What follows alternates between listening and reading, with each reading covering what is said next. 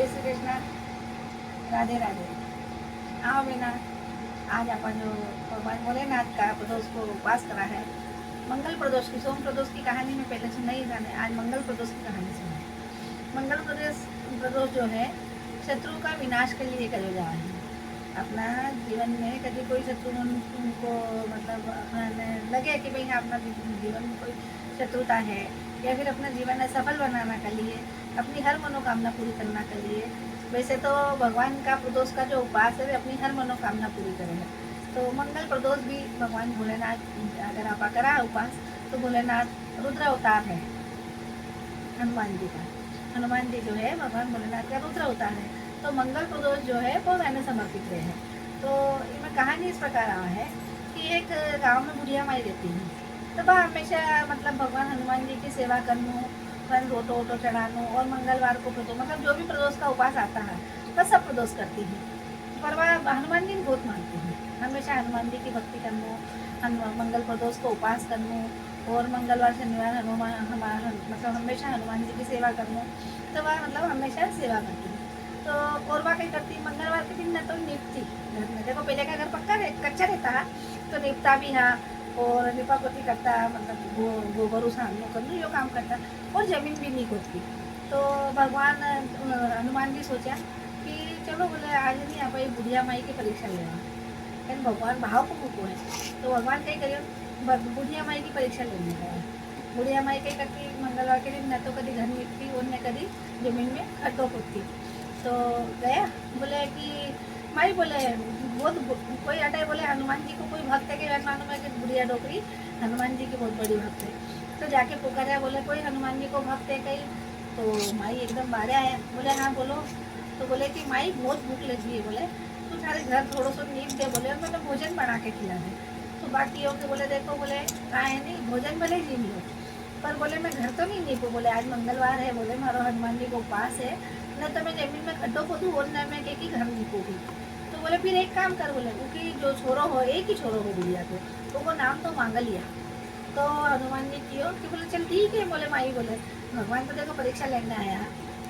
बोले माई अगर थे बोले आंगड़ो नीप के मैंने भोजन नहीं जिमाओ, बोले तो एक काम करो, बोले थका छोरा ने ऊँधो लेटा दो, और उनका पीठ पे बोले मैं मेरा हाथ भोजन बनाऊँ रोटो बनाऊँ, और बोले पीठ पे उनका पीठ पे रख के सेक के खाओ। अगर था आंगड़ो नहीं नीपो तो दिन में तो आंगड़ो नीप देता और अंगारो लगा देता, मैं माँ रोटो बना लेता और खा लेता बोले।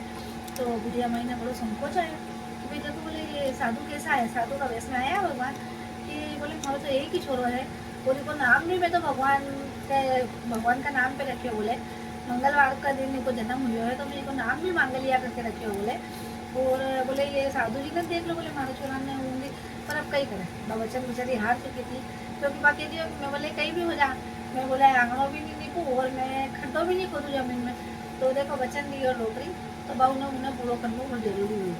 तो भगवान भी देखो जब परीक्षा लेने उतर पूरी तरीके से ले है। तो भगवान का बोले कि बोले चलो ठीक है, बोले प्रभु जैसी भगवान की इच्छा छोड़ दियो भगवान पे। उन्हें भी बात भी बेचारी पहचान नहीं पाई थी भगवान स्वयं हमारी परीक्षा लेने आया है। तो बोले कि तू बोल थारा छोरा मांगलिया ने बोला, बोले वो थारा ही हाथू ऊँधो लेटा और थारा ही हाथू बोले पेट पे अंगारा लगा, बोले और मैंने आटो ला के दे मैं रोटो सेवपुर में खाऊँ। अब देखो माँ ने, अब बच्चा ने इतनी तकलीफ और माँ सेव कर सकेंगे, फिर भी बेचारी देखो बड़े मतलब को दृढ़ संकल्प हो कि नहीं मैं तो आनो नहीं नीपू।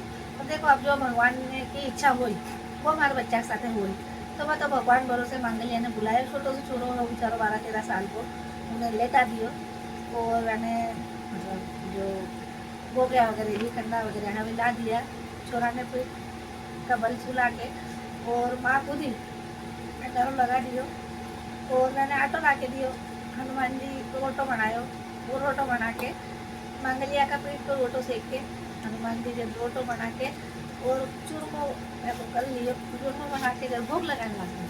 तो वह माँ तो बेचारी देखो वो देखता नहीं, बोले कोई हमारे बेटा का पीठ पे भगवान आग लगाई और इनका पीठ पे अंगारो रख के ये चूरमो से कि तो वह अंदर चलेगी और अंदर जाके और भगवान ने बताया करी देखे भगवान हमारे बच्चा की रक्षा करना वाला तू ये थारा वाला तो कोई नहीं है, साधु जी जीत पे अड़गा है।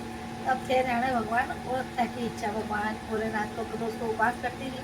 भोलेनाथ ने आराधना करी, तो मैं तो स्वयं भगवान भोलेनाथ ही था, रुद्र अवतार में आया था। पर बताओ कि परीक्षा लेता है, आ बात में उन्हें बेचारे समझ में नहीं है, क्योंकि जीती नहीं है कि भगवान कई मानो किस रूप में कद आके तक परीक्षा ले लें। कभी भी इंसान ने हमेशा हर परिस्थिति के लिए तैयार रहना पड़े। तो भगवान जी चूरमा बनायो है, डोकरी ने आवाज़ लगायो, तो बोले माई है का मांगलिया ने बुलाओ, बोले मारा हाथ को चूरमा को भोग छोड़ो से वो भी लगा ले। अब उन्हें बुढ़िया माई ने एकदम दोनों आएगो कि देखो, बोले एक तो जला दियो और ऊपर नमक छिड़क रहा है, एक तो बोले माँ छोरा का पेट पे बैठ के बोले मतलब अंगारो करवा के वो रोटो बना के भोजन बना के खा रहा है। और कई बार छोटो से बच्चों बोले 12-13 साल को बच्चों के बच्चे हुए थे, पर देखो ये साधु ने भी बोले कितना कठोर है, मन में बेचारी संकोच करने लगी। और संकोच करते करते भगवान बोले कि बोले देखो, बोले जोगी जी बोले क्यों भाई अंदर बोले बेचारी बड़ी दुखी हुई माँ।